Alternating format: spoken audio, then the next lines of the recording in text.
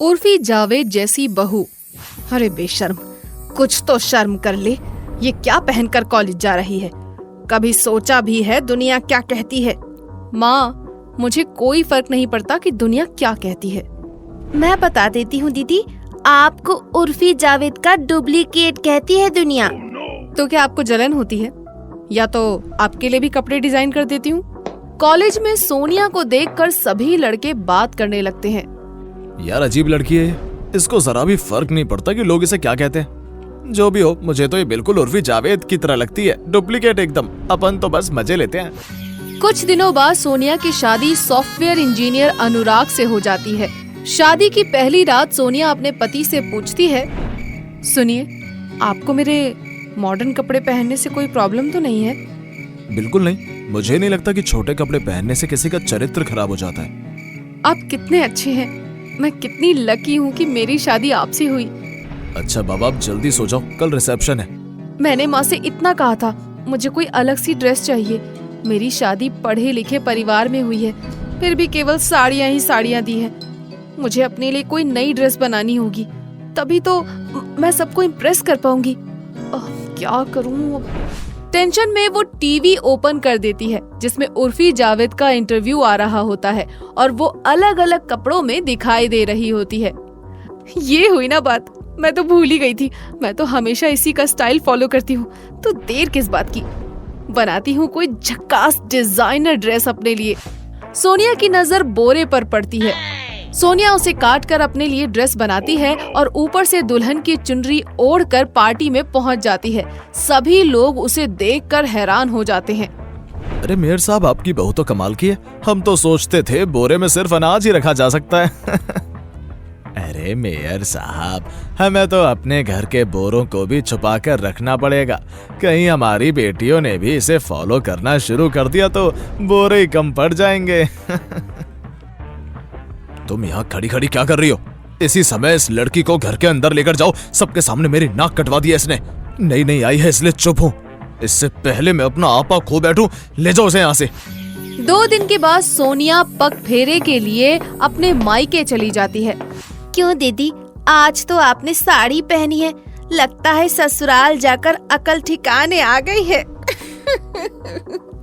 तभी सोनिया अपना गाउन उतारती है। गाउन के अंदर उसने अपने अतरंगी कपड़े ही पहने हुए होते हैं। वो हंसते हुए कहती है, भाभी, उर्फी जावेद मेरी स्टाइल आइकन है। मैं कोई देहाती या गंवार लड़की नहीं हूँ। मैं उर्फी जावेद की तरह ही अपनी पहचान सबसे अलग बनाना चाहती हूँ। देख लेना दीदी, कहीं पहचान बनाते बनाते खुद ही सबसे अलग ना हो जाना। सोनिया वापस अपने ससुराल आती है तो देखती है सबने पूरे कपड़े पहने हुए हैं। अलका को बुलाती है। अरे अलका, तुम तो यंग हो, तुम्हें स्टाइलिश कपड़े पहनने का मन नहीं होता? करता तो है, लेकिन माँ और डैडी से डर लगता है। कोई ऐसे कपड़े अलाउ नहीं करेगा ना? तुम मेरे पास आओ, मैं तुम्हारे लिए ड्रेस डिजाइन करती हूँ। तुम्हें कोई नहीं रोकेगा। सोनिया की बात सुनकर अलका बहुत खुश हो गई, क्योंकि घर में सख्ती के कारण वो ऐसे कपड़े नहीं पहन सकती थी, लेकिन उसका मन अतरंगी कपड़े पहनने का तो करता ही था। सोनिया, देख बेटी, मैं तुझे समझाना चाहती हूँ। तू घर की बहू है, इस तरह शरीर दिखाने वाले कपड़े पहनना अच्छी बात नहीं होती। माँ जी, आप भी कितने पुराने जमाने की बातें करती हैं। आपने कभी उर्फी जावेद को देखा है? आइए मैं दिखाती हूँ। ये देखिए, ये है उर्फी जावेद। आजकल सभी लड़कियों की स्टाइल आइकन है ये। हे भगवान, ये क्या पहना है इस लड़की ने?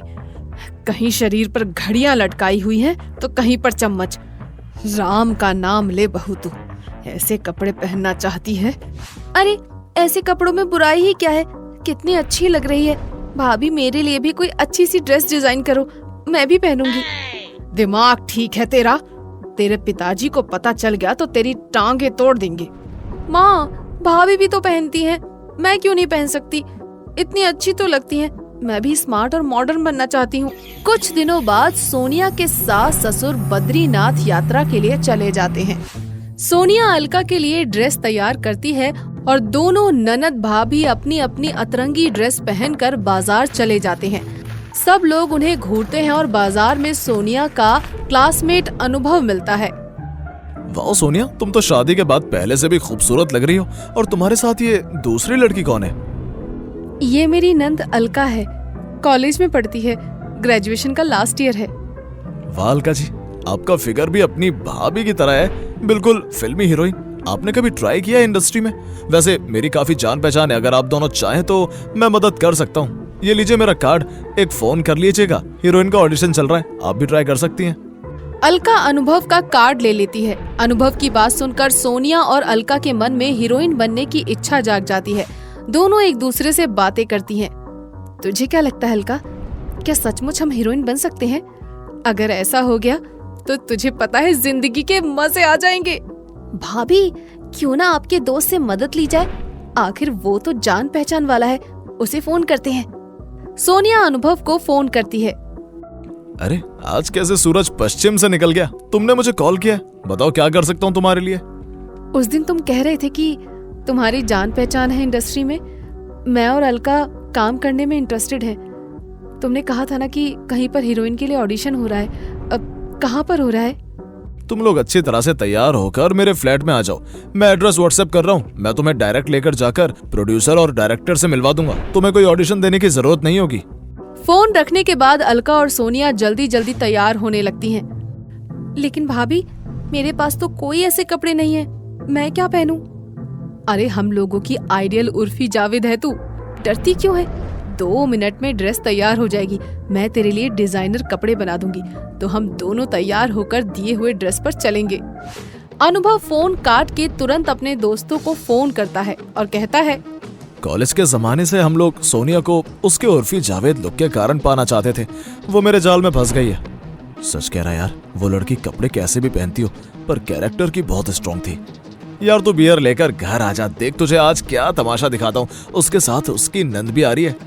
यार वो अच्छी लड़की है, केवल उर्फी जावेद की जैसे दिखने के लिए खुद को मॉडल दिखाने के चक्कर में वो ऐसे कपड़े पहनती है। कुछ ही देर में सोनिया और अलका छोटे छोटे अतरंगी कपड़े पहनकर अनुभव के फ्लैट पर पहुंच जाते हैं। आइए आइए, तुम दोनों ही बहुत खूबसूरत लग रहे हो। मुझे पक्का पता है कि तुम दोनों का ही सिलेक्शन हो जाएगा। मेरे कुछ और दोस्त भी यहाँ पर आए हुए हैं जो इंडस्ट्री के लोगों से परिचित हैं। मैं तुम दोनों का परिचय करा देता हूँ। अरे शशांक, मयंक, तुम सब भी यही हो? कैसे हो तुम सब? देखो सोनिया, देर करने से कोई फायदा नहीं। ये पैक पियो, फिर हम पहले तुम्हारा स्क्रीन टेस्ट ले लेते हैं। तुम लोग हमें कैटवॉक करके दिखाओ। छोटे छोटे कपड़ों में दोनों कैटवॉक करने लगती हैं और अनुभव, मयंक और शशांक बियर पीने लगते हैं। बहुत अच्छा, अब तुम लोग डांस करो। ये क्या बदतमीजी है? तुम हमें गलत समझ रहे हो। हम यहाँ पर सिर्फ ऑडिशन देने आए हैं। ये छोटे छोटे अतरंगी कपड़े पहनकर तुम्हें शरीफ तो कोई भी नहीं समझ सकता। ये क्या बकवास है? छोटे कपड़े पहनने का मतलब तुम गलत समझ रहे हो। अनुभव अलका के साथ जबरदस्ती करने की कोशिश करने लगता है। भाभी बचाओ प्लीज, भाभी।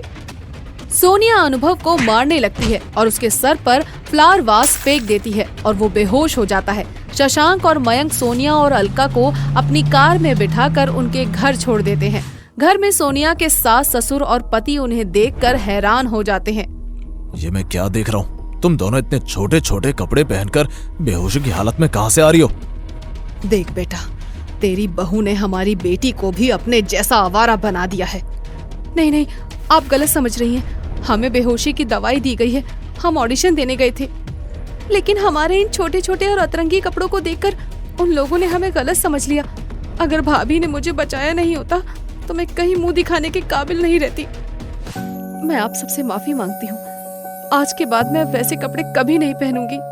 मैं समझती थी कि ये कपड़े पहनने से मैं मॉडल बनूंगी, लेकिन अब पता चला कि लोग मुझे ऐसा कपड़ा पहनने से चरित्रहीन समझने लगे हैं। सोनिया घर के अंदर जाकर साड़ी पहनकर बाहर आती है और सबसे माफी मांगती है। सभी लोग खुश हो जाते हैं और सास सोनिया को अपने गले लगा लेती है। सोनिया के सर से उर्फी जावेद का भूत हमेशा के लिए उतर जाता है।